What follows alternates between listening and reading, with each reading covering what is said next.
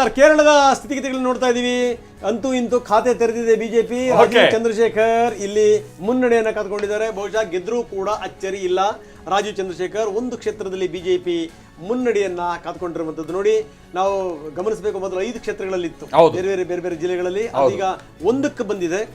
So ಇದು ತ್ರಿಶೂರ್ದು ತುಂಬಾ ಒಂದು ನಂಬಿಕೆ ಇತ್ತು ತ್ರಿಶೂರ್ ವಿಚಾರಕ್ಕೆ ಸಂಬಂಧಪಟ್ಟಂಗೆ.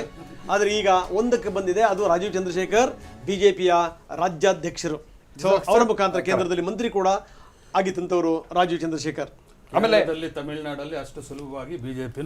ಆಮೇಲೆ ಬಿಜೆಪಿ ಇನ್ನೊಂದು ವಿಚಾರ ಅಂತಂದ್ರೆ, ಕೇರಳದಲ್ಲಿ ಹೌದು ಧರ್ಮಾಧಾರಿತ ರಾಜಕಾರಣ ನಡೆಯಲ್ಲ, ನಾವು ಸೈದ್ಧಾಂತಿಕವಾಗಿ ನಡೆಯುವಂತ ರಾಜಕಾರಣ. ಬಟ್ ಒಂದು ಧರ್ಮಕ್ಕೆ ಸಂಬಂಧಪಟ್ಟಾಗೆ ಅವ್ರು ಕಾಂಗ್ರೆಸ್ ಜೊತೆಗೆ ಬಹಳ ಕಟುವಾಗಿ ನಿಲ್ತಾರೆ ಅನ್ನುವಂಥದ್ದು ನಾವು ನೋಡಿದ್ವಿ. ಅದು ಮುಸ್ಲಿಂ ಸಮುದಾಯಕ್ಕೆ ಸಂಬಂಧಪಟ್ಟ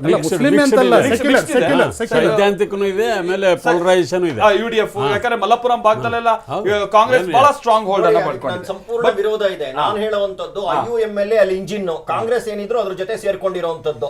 ನೀವು ಉತ್ತರ ಕೇರಳದಲ್ಲಿ ಪೂರ್ತಿ ಸರ್, ನೀವು ಎಲ್ಲಿಂದ ಯಾವ ಇಂಜಿನ್ ಬೇಕಾದ್ರೂ ಕನೆಕ್ಷನ್ ಅಲ್ಲಿಗೆ ಕೊಡ್ತೀರಾ. ಕಾಂಗ್ರೆಸ್ಸಿನ ಎಲ್ಲ ಪ್ರಚಾರದಲ್ಲೂ ಹಸಿರು ಬಾವುಟ ಇಟ್ಕೊಂಡು ಓಡಾಡಿದ್ರೆ ಹೊರತು ಕಾಂಗ್ರೆಸ್ ಬಾವುಟ ಇಲ್ಲ.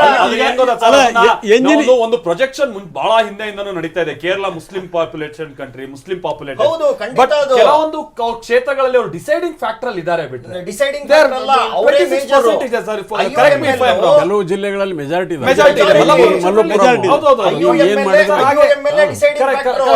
ಕೂಡ Congress follow through. They are 26% of their total population. ಇರಬಹುದು. Hindus are 50% above. ಕೇರಳದಲ್ಲಿ ಮುಸ್ಲಿಂ 70% ಕಮ್ಯುನಿಸ್ಟ್ ಅಲ್ಲಿ ಇದ್ದವ್ರೆ. Correct. Communist supporters, Congress supporters. ನೀವು ಎಲ್ಲೆಲ್ಲ ಕನೆಕ್ಷನ್ ಕೊಡಬೇಡಿ. ತಪ್ಪು. ನಿಮಗೆ ಎಲ್ಲಾ ಸ್ವಿಚ್ ಹಾಕಿದ್ರು ಕೆಂಪು ದೀಪನೇ ಉರಿಬೇಕು ಅಂದ್ರೆ ಹೆಂಗಾಗತ್ತೆ? ಆಗಿರುವಂತದ್ದೆಲ್ಲವೂ ಕೂಡ ಕಾಂಗ್ರೆಸ್ ಅಂತ ಅಂದ್ರೆ ಅದು ಪೂರ್ತಿಗೆ